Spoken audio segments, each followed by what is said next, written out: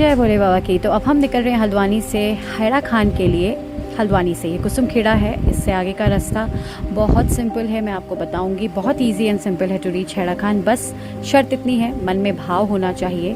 अब बाबा अपने आप बुला लेते हैं, जय बाबा हैरा खान, जय भोले बाबा की। तो ये हम गाड़ी में बैठे हुए हैं, रास्ता शुरू कर दी थी हमने जर्नी यहाँ से। हमारे साथ हमारे पाशा मियाँ भी हैं, क्योंकि हम जहाँ जाते हैं ये ज़रूर साथ में हो लेते हैं।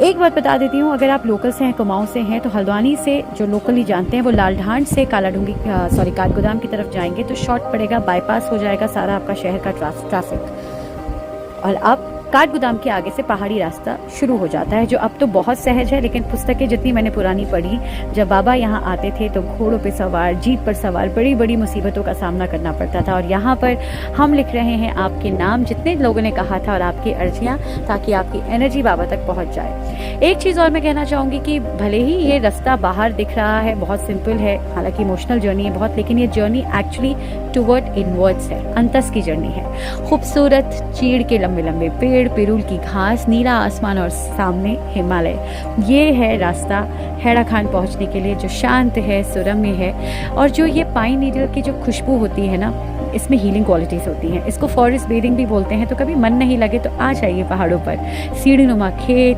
टेरेस फार्मिंग, आप सबने अपनी ज्योग्राफी की बुक में पढ़ा होगा। ये आपके मन को इतनी सहजता और शांति देंगे जिसका क्या ही कहूँ। ये एक बोर्ड है जो आपको मिस नहीं करना है। हल्द्वानी से ही आपको इंटरनेट पे लोकेशन लगा लेनी है। 50 मिनट के बाद ये बोर्ड आपको दिखाई देगा। यू टर्न से आपको लेना है और फिर आप पहुँचेंगे हैरा खान विश्वधाम, जो मुझे पता नहीं क्यों तीसरा ही विजिट था, पर घर सा लगता है। मन को असीम शांति मिलती है। टेराकोटा का ये रंग, ये आश्रम श्रमदान से बना है, क्योंकि बाबा जी कर्म योग में यकीन रखते थे। कुछ लोग अभी भी उस समय के यहाँ मौजूद हैं जो बताते हैं कैसे कैसे फेजेस में इस आश्रम को बनाया गया। सामने गौतमी गंगा, जिसे गौला कहते हैं, बड़े बड़े पहाड़, और ये कमरे भी यहाँ हैं। हैराखंडी समाज.com की वेबसाइट से आप इन्हें बुक कर सकते हैं। और ये वो पंक्तियाँ जिसे मैं अक्सर गुनगुनाती हूँ, श्री हैराखंडी हरिया खंडी हरिया खंडी बोल, ईश्वर सत्य चित आनंद बोल, श्री सांब सदा शिव सांब सदा शिव सांब सदा शिव बोल, पालक प्रेरक जगपति बोल। टेराकोटा का ये रंग, सुंदर सा ये आश्रम। आगे की सीरीज़ में मुझे बहुत कुछ है कहना इस आश्रम के लिए और बाबा जी के जो उन्होंने 14 साल लोगों के बीच में बिताए उसके लिए। Truly a miracle that was happening in the Himalayas and still resonating।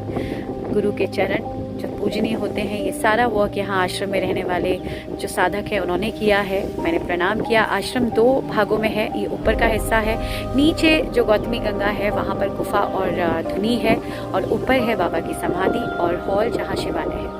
पहुँचते ही पहली बार की तरह मैंने यहाँ मस्तक टेका बाबा की समाधि पर, जहाँ चरण पादुका बनी है।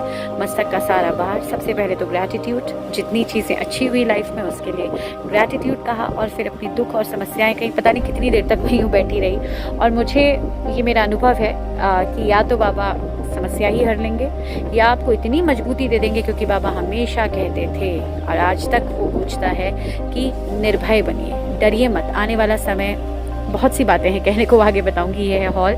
देश विदेश से यहाँ बहुत सारे साधक आए होते हैं जो दिन भर यहाँ साफ सफाई कुछ ना कुछ करते रहते हैं, क्योंकि कर्मयोग। सोमवार था संयोग से, तो पहले मैंने जलाभिषेक किया यहाँ पर। आगे की वीडियो में उसके बारे में विस्तार से बताऊंगी। इसके बाद में जाके पहुँच गई बाबा की ये जो फोटो मुझे बहुत ही अच्छी लगती है वहाँ पर। और फिर सबसे ज़्यादा ऑस्पिशियस सेरेमनी जो यहाँ स्टार्ट हुई थी, पीछे महेंद्र महाराज जी की भी तस्वीर दिख रही है, उनकी भी जय जयकार। मस्तक पर चंदन लगाना बाबा जी ने शुरू किया था। अब तो फैशन के लिए मैं रील्स में बहुत देखती हूँ, पर ये शुरुआत यहाँ से हुई थी।